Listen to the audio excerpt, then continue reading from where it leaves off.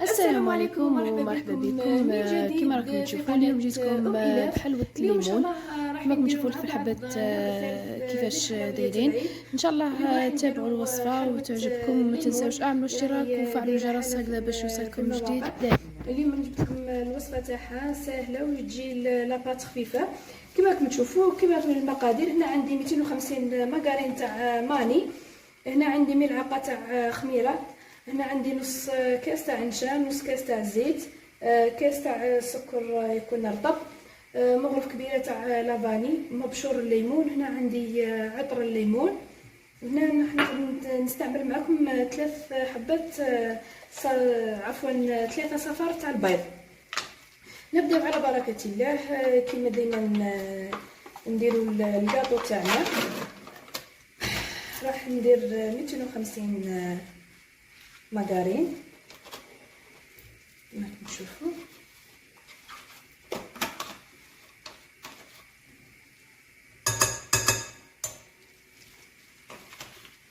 وهنا عندي 3 تاع صفار البيض،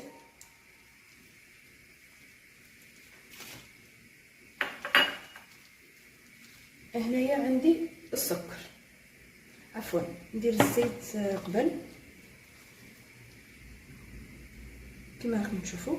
هنايا راح نستعمل الباتور، هنايا راح نخلطهم ونعاود نرجع لكم. هنا كما تشوفوا بعد ما خلطته هنايا راح نضيف له نص كاس تاع النشا، وعندي هنايا كاس تاع السكر، عفوا هنايا نزيد الزيت تاع القارص،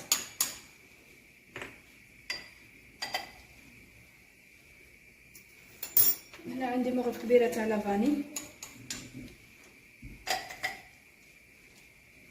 هنايا عندي المستحلب تاع الليمون، هنايا راح نستعمل حوالي مغرف كبير،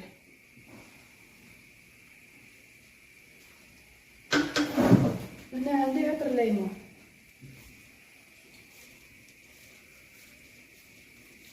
كما راكم تشوفوا صدقوني الوصفه هذه تجيكم بزاف هايله وتقطع لكم الكميه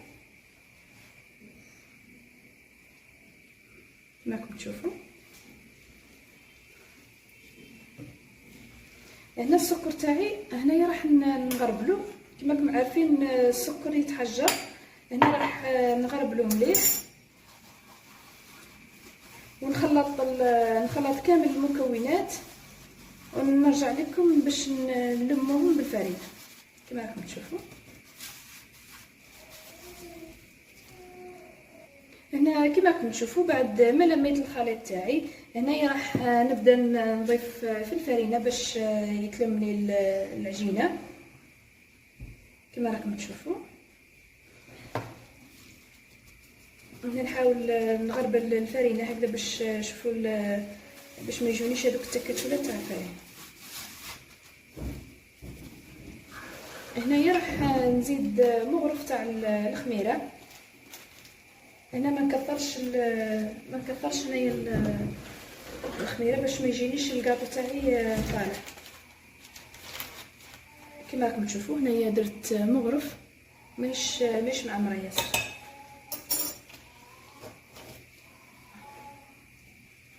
هنا نبدا ندير في الفرينه،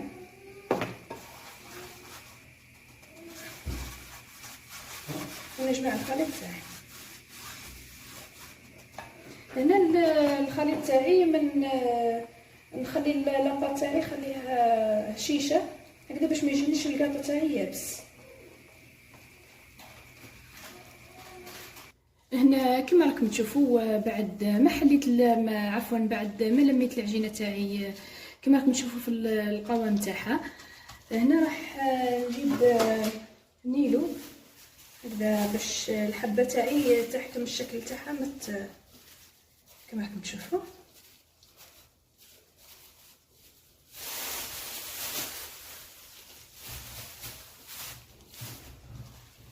هنا راح ندير كميه من العجين. هنا حاولوا ما ديروش الفرينه هكذا باش ما تجيش الحبه تاعنا يابسه. حاول نسقم العجين مليح. انا اليوم استعملت معكم هذا الطابع شكل حبه تاع الليمون كما راكم تشوفوا. هنا كما راكم تشوفوا نحل العجينه تاعي. عفوا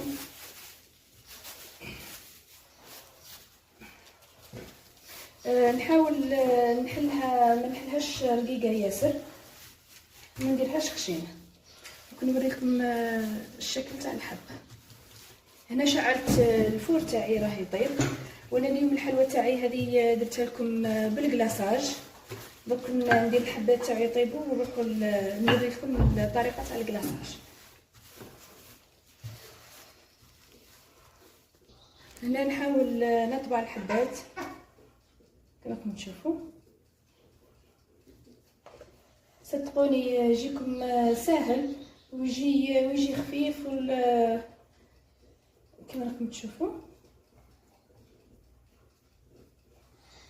دوك نوريكم الحبه.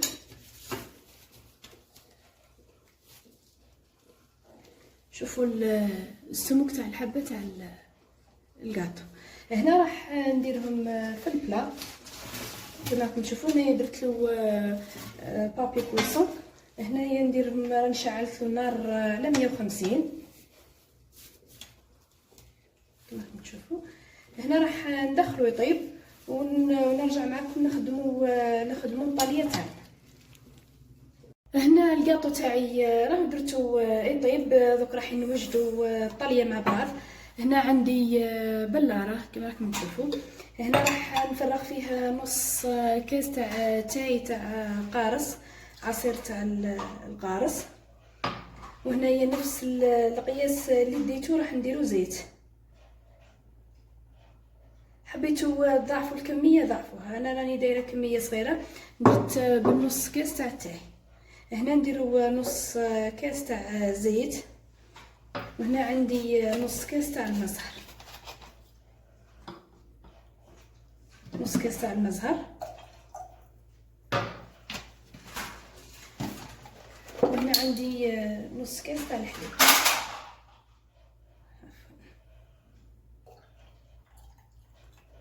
درت نص كاس تاع الحليب. هنا راح نخضهم كما راكم تشوفوا، نخلطهم مليح كما راكم تشوفوا. بعد ما خضيت الخليط تاعي مليح هنا راح نفرغه هنايا كما راكم تشوفوا. انا هنا ما استعملتش بياض البيض، حبيتوا استعملوا. انا هنايا استغنيت عليه، حابه الطاليه تاعي بدون بياض بيض. هنا عندي السكر اللي كنت غربلته قبل. هنا راح ندير ونخلط ونشوف. لازم القوام تاعي يجيني شويه ثقيل كما راكم تشوفوا. هنا عندي 700 غرام تاع السكر. ندير ونشوف شي يديني.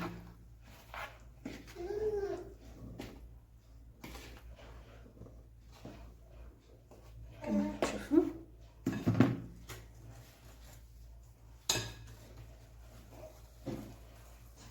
صدقوني الطاليه هذه تجيكم ناجحه 100% وتشد لكم مده طويله وتبقى لكم طريه مش راح تيبسلكم. في المرحله هذه انا راح نزيد عطر تاع الليمون حوالي مغرف. راح نزيد هنايا المستحلب هذا باش يعطيني اللون تاع الليمون. حبيتوا تستعملوا اللون الاصفر استعملوه. انا نستعمل هذا باش يجيني لونه بنه كما راكم تشوفوا. شوفوا اللون تاعو، ريحته والله صدقوني ريحته راهي تشهي عشاق الليمون كما راكم تشوفوا. هنايا نكمل الطاليه تاعي. شوفوا القوام تاع الطاليه تاعي، شوفوا كيفاش جاني. هنايا راح نخليه نغطيه ونخليه شويه حتى يخرجوا كامل هذوك الفقاعات. على الاقل نخليه ساعه او ساعتين باش يخرجوا لي هذوك الفقاعات. هنا في هذا الخليط دالي ساشي كامله تاع السكر ومعها كاس نفس المقادير اللي انا عطيتهم لكم. هنا راح نخليها ترتاح ونعاود نرجع لكم. كما راكم تشوفوا وجدت كامل معكم هنايا. شوفوا الكلاصاج تاعي. شوفوا هنايا بعد ما تخلوه يقعد شويه راح يخرج لكم كامل هذوك الفقاعات، باش الحبه كي ديروها ما تجيكمش فيها الفقاعات هذوك. هنا عندي كريمه الزبده كنت موجدتها من قبل كما راكم تشوفوا. هنايا درت فيها حوالي 3 مغارف تاع الماغارين وكاس تاع السكر، ودرت معاها مغرف تاع درت فيها مغرف تاع المستحلب تاع الليمون، ودرت فيها عطر الليمون كما راكم تشوفوا. خرجت لي بهذا القوام. شوفوا الكميه تاع الكاطو تاعي، شوفوا كيفاش طابلي. هنا راح ندير حبيتو ديروها في البوشات، حبيتو ديروها بالمغرف. انا اللي حبيت نديرها معكم بالمغرف كما راكم تشوفوا. حبيتو ديروا الحشو تاع الليمون راهو يتباع عند تاع اللوازم تاع الكاطو كما راكم تشوفوا. هنا نعدل الحواف فقط، انا ما نكثرش في الحبات. هنا راح نديرو بنفس الطريقه، ونعاود نرجع لكم باش نوريكم الطريقه تاع الكلاصاج. نزيد معكم حبه كما راكم تشوفوا.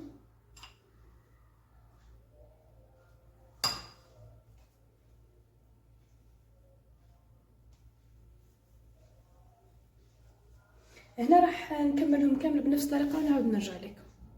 هنا كما راكم تشوفوا بعد ما درت الكريمه تاعي للحبات، هنايا قطعت لي 57 حبه. راح نبداو على بركه الله. هنايا كما راكم تشوفوا انا استعملت هذه المغرف هكذا باش الحبه تاعي ما تتكسرش، خاطر جاتني بزاف هشيش الكاطو هذا.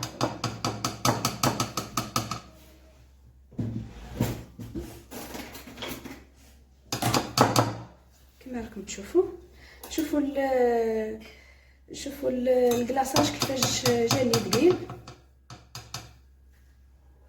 هنا راح نحط الحبه تاعي نخليها حتى تنشف. راح نزيد معكم حبه ثانيه.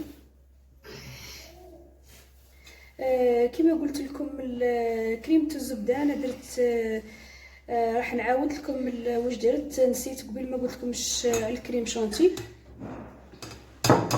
درت لها 3 مغارف تاع الزبده، ودرت معاهم كاس تاع سكر رطب، ودرت معاها حوالي 2 مغارف ونص تاع كريم شونتي، وديروا معاها الكو تاع القارص هكذا باش يجيكم تجي فيهم هذيك البنه تاع القارص، باش نكونوا كملنا الحبات تاعنا الشكل وبنه. كما راكم تشوفوا راح نكمل بنفس الطريقه، راح ندير لهم كامل الكلاصاج ونعاود نرجع لكم.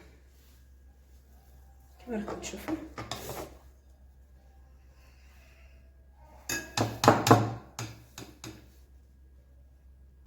هنا كما راكم تشوفوا بعد ما كملت الكلاصاج والتزيين تاع الحلوى تاعنا تاع نهار اليوم، واللي هو صابلي بشكل حبات ليمون. كما راكم تشوفوا في الشكل تاعها راهو يشهي. واش راح نقول لكم ان شاء الله الوصفه هذه تكون نالت اعجابكم. ما تنساوش اعملوا اشتراك وفعلوا الجرس هكذا باش يوصلكم جديد دائما، والى الملتقى ان شاء الله بوصفه جديده.